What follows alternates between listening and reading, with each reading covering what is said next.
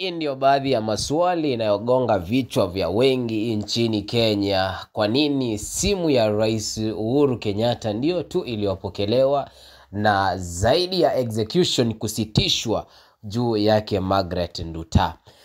Wananchi wa Kenya, ni juu yenu sasa na muweze kujiuliza, ifikapo mwaka wa 27, je, tutaweza kumregesha huyu kiongozi ama itakuwa namna gani? Mambo yatazidi kuwa jinsi yalivyo sasa hivi ama kutakuwa na mabadiliko fulani nchini Kenya, na ama itakuwa ni historia ya kukumbukwa wakati Rais William Ruto atakuwa amekaa kwenye mamlaka kwa term moja tu? Itakuwaje?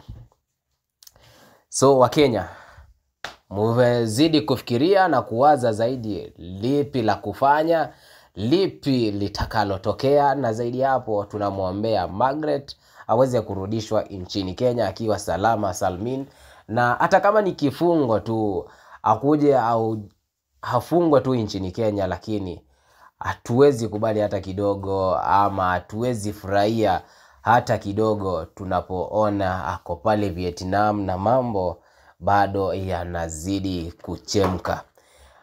Zaidi ya yote, Mungu endelea kumlinda Margaret tunapozidi kumuombea, pamoja na familia yake, na serikali kuu inapozidi kumtetea angalau aweze kurudishwa nchini Kenya. Shukran sana, mkuwe na siku njema. Remember, hapa ni DK Pro Media.